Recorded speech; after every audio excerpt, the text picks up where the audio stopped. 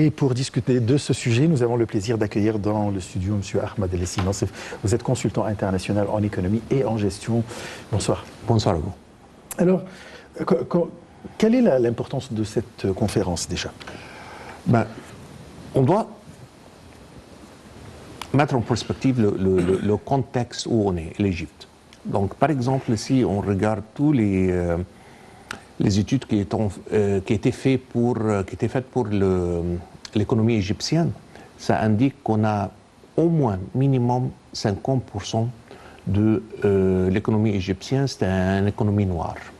Ce qui veut dire quoi? Ce qui veut dire que l'État est en train d'essayer de collecter les impôts pour faire les biens, pour faire toute l'infrastructure et tout ce que l'État doit faire, avec seulement la moitié de l'argent qu'elle doit collecter. Ouais. Donc, ça devient leur travail vraiment très très difficile d'un côté, et de l'autre côté, la pression sur la 50% devient de plus en plus lourde ou très forte. Ça, c'est un genre de corruption sur le niveau macro, si vous voulez. Okay? On a presque 50% de la population qui ne paye pas les impôts. Ça, c'est pour commencer avec. Et là, l'administration présente a fait un super bon travail avec tout ce qui est numérique, tout ce qui est la facturation automatisée et tout ça. Donc là, on est petit à petit en train de commencer à voir pour la première fois dans des l'économie, la côté noire de l'économie égyptienne. Et c'est une côté très importante.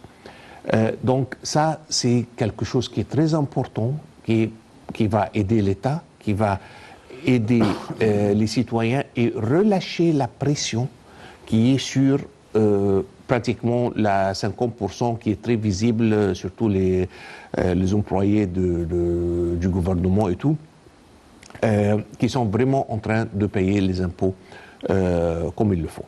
Ça, c'est un genre de corruption que cette administration est en train de combattre très fort. De l'autre côté, on voit plusieurs estimations pour le chiffre perdu dans la région pour la corruption. Il y a un indice international qui sort du Banque mondiale qui c'est sur la transparence et la corruption dans tous les pays du monde.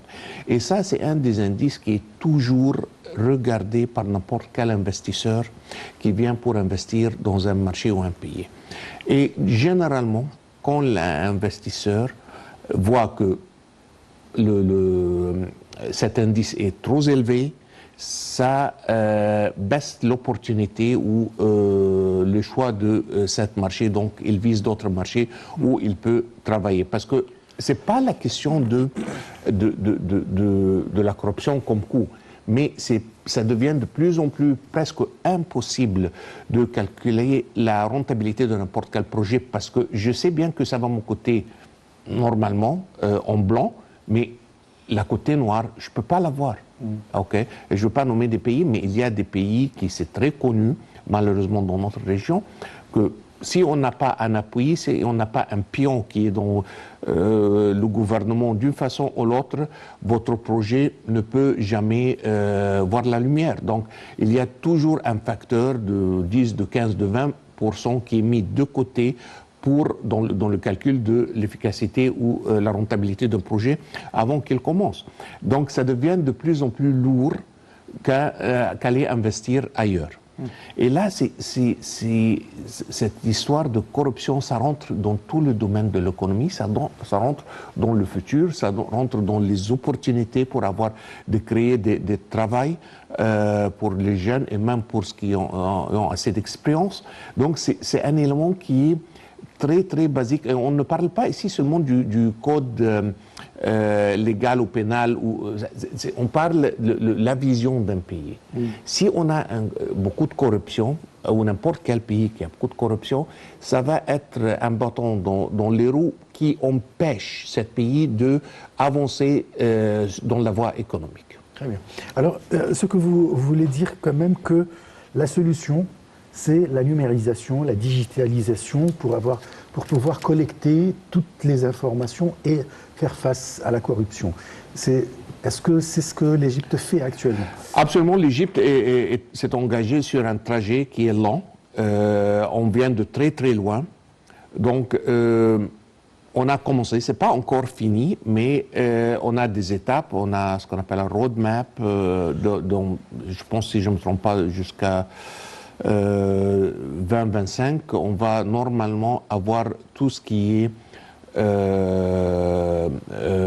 toutes les sociétés plus ou moins qui opèrent dans le pays va être avec un système numérique d'une façon ou l'autre. La minimisation d'utilisation du cash. Donc là, on a le Banque centrale égyptien a mis des limites qui ne sont pas trop élevées, 50 000, pour faire une transaction, prendre ou mettre de l'argent dans une banque, la limite est 50 000 livres égyptiens en espèces. Mais on peut faire tout ce qu'on veut avec des transferts bancaires. Donc, qu'est-ce que ça veut dire? On commence d'avoir de la visibilité. Okay? Et ça, c'est quelque chose de très, très important parce que le plus de visibilité qu'on a, c'est comme on est en train de jeter, de mettre de la lumière sur tout ce qui est en train de se passer, et c'est très normal qu'on va voir une baisse dans la corruption. Donc ça, c'est un axe, mais il y a plusieurs d'autres axes qu'on est en train d'utiliser pour réduire la corruption en Égypte. L'Égypte a commencé quand même à mettre en place l'inclusion financière. Alors, est-ce que ça va mener quand même à faire face à la corruption? Bien sûr, bien sûr. L'inclusion financière, ça va aider énormément dans ça. On a une courbe d'apprendre, si vous voulez, pour que ça devienne une deuxième nature. Okay? Comme toute chose, quand on commence quelque chose, un changement est toujours encore un peu résisté. Et ça, c'est quelque chose de très normal. Tout changement est résisté. Mais ça va prendre un peu du temps que les gens, ils deviennent de plus en plus, familiers, que ça devient pas trop compliqué. Pour nous, on est en train de voir maintenant l'utilisation des cash dans le portable. On est en train de voir que la plupart, si je ne me trompe pas, des fonctionnaires de l'État sont en train de recevoir leur salaire par des cartes électroniques. Je pense, il y a 10 ans, même moins, même 5 ans, on ne pouvait même pas imaginer quelque chose pareil. Donc là, je pense qu'on est en train d'avancer. Et le plus qu'on a de visibilité, le moins de corruption. Donc ça, c'est une équation qui a été prouvée des milliers de fois. Bien sûr. Donc c'est là qu'on est en train de faire. Durant cette conférence, il y avait une forte présence de la part de responsables africains pour, bien sûr, assister à cette conférence. Comment on peut s'entraider ou bien coopérer entre pays africains pour faire face à ce crime-là? L'Égypte, je pense qu'on est un des plus avancés dans le continent. De mon expérience, je travaille dans pas mal surtout dans l'Afrique du Nord et d'autres pays en Afrique. Je pense qu'on est bien avancé. Donc, on a de savoir-faire. On a pas mal de choses qu'on peut partager avec nos confrères dans le continent, mais c'est très important, c'est ça la vérité des choses. Les autres pays doivent avoir la volonté réelle pour faire ces contrôles. Donc on peut leur aider avec notre expérience dans pas mal de choses, mais là-bas, ils doivent avoir la volonté pour les faire. Je pense que la volonté plutôt. La volonté existe dans les pays africains, mais ce sont les moyens. Les moyens, c'est pas maintenant. Peut-être il y avait quelques années que ça consommait beaucoup plus c'était beaucoup plus cher ce qu'on a aujourd'hui. Mais maintenant la technologie n'est pas aussi chère, surtout dans ce domaine. Il y a d'autres technologies qui sont un peu avancées comme le blockchain et tout ça, mais on n'est pas là encore. Les technologies qui sont utilisées en Égypte sont des technologies qui sont très raisonnables, que quand on fait le compte rendu ou le revenu sur l'investissement, ce qu'on économise, ce sont des multiples de ce qu'on dépense. Donc ça reste une très bonne affaire. Si dans les pays africains, ils ont la volonté, je pense que notre expérience peut être très relative ou très bénéficiaire pour eux, parce que tout simplement, on n'est pas en train de parler des systèmes robustes comme on a peut-être en Europe ou en Amérique du Nord. Donc ça, c'est quelque chose qui a été développé assez récemment. Et là, il peut profiter de ce qu'on a et notre expérience égyptienne dans ça. Ah, très bien. Là, on peut profiter ou bien donner notre expérience aux pays africains, mais comment tirer profit de l'expérience des pays avancés comme l'Europe, comme les États-Unis, etc. C'est toujours l'échange. C'est l'échange. On est un peu chanceux, je pense, en Égypte, parce qu'on a pas mal d'investisseurs, surtout dans le domaine financier et banquier, qui sont sur terre, là. Ils sont en Égypte. Donc, ça prend seulement de utiliser ou copier, même si vous voulez, les mêmes systèmes de contrôle, les mêmes systèmes digitaux qu'ils sont en train d'utiliser et l'appliquer peut-être dans les banques nationaux et les autres institutions financières en Égypte. Donc, avoir pas mal des investisseurs, je pense que c'est une valeur ajoutée. Ils ont passé par cette cycle il y a quelques années, peut-être 10-20 ans, ils sont en avance. Donc là, on peut profiter de l'expérience qu'ils ont eue dans pas mal de pays et on peut plus ou moins l'adjuster pour notre milieu égyptien et l'utiliser. Très bien. C'est une conférence organisée ou bien parrainée par les Nations Unies. Quel est le rôle que peuvent jouer les Nations Unies pour aider les pays africains en général?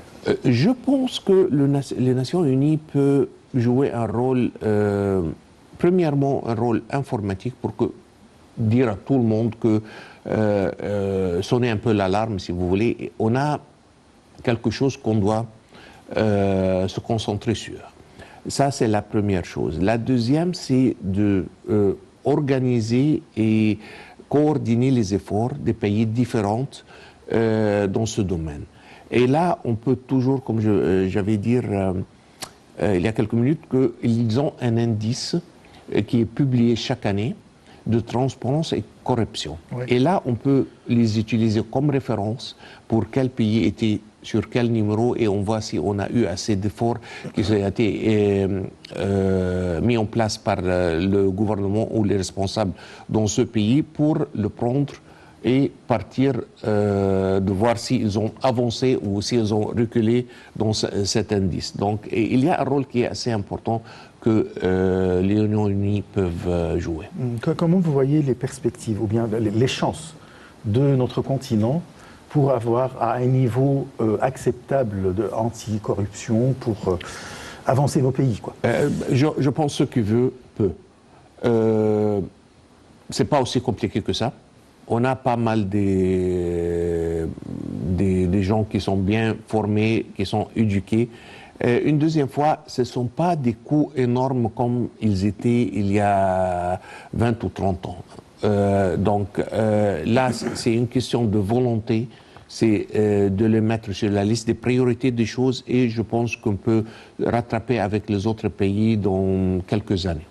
Quel est le rôle ou bien quel est l'objectif réel de la tenue de cette conférence?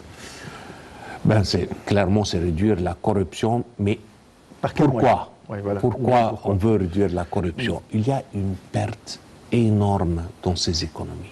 Comme on a donné l'exemple de l'Égypte, par exemple, quand on a 50%, et on est très loin des pires dans le continent. Hein. Il y a des chiffres qui sont beaucoup plus alarmants que les 50% qu'on a. Donc là, imaginez-vous qu'un État est vraiment en train d'essayer de faire, ou un gouvernement essaye de faire ce qu'elle doit faire avec la moitié des ressources. C'est quelque chose qui comment dire, Très difficile. ralente le développement du pays énormément. Ça, c'est d'un côté. De l'autre côté, ça crée un genre de déséquilibre dans les niveaux sociaux dans le pays, parce qu'on a des gens qui payent zéro, on a des gens qui payent... Bon, 50% de la population ne paye pas. Donc ça ne peut pas marcher. Ça ne peut pas marcher comme ça. La Nouvelle République, cette appellation, c'est sur l'Égypte, le jour où on va commencer ou bien débuter le travail dans la nouvelle capitale administrative.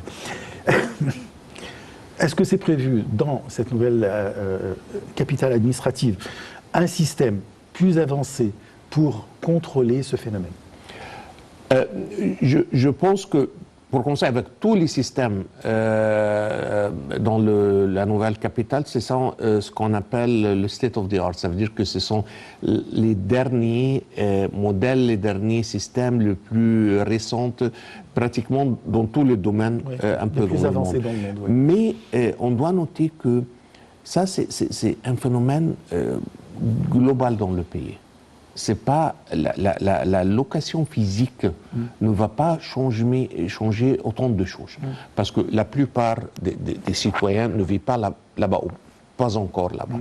Donc on doit avoir un système qui applique bien sûr là, mais sur le reste du pays, ça doit être aussi très très important d'avoir un système applicable partout un peu. Très bien. Est-ce que vous êtes optimiste en tant qu'économiste? Absolument. Écoutez, ce qu'on a vu dans les 5 ans passés en Égypte, sur pas mal de domaines, si on n'est pas optimiste, il y a quelque chose qui va passer. Le processus de développement c'est un peu partout, dans tous les domaines, sur tous les axes à la fois. Je pense qu'un travail phénoménal par l'administration. Absolument, voilà. Et ça aussi, parce qu'on était sur le... presque on a oublié, donc maintenant on est en train de célébrer et tout le monde est en train de voir notre histoire qui vient oublier la grandeur de la civilisation égyptienne, la force douce comme on l'appelle.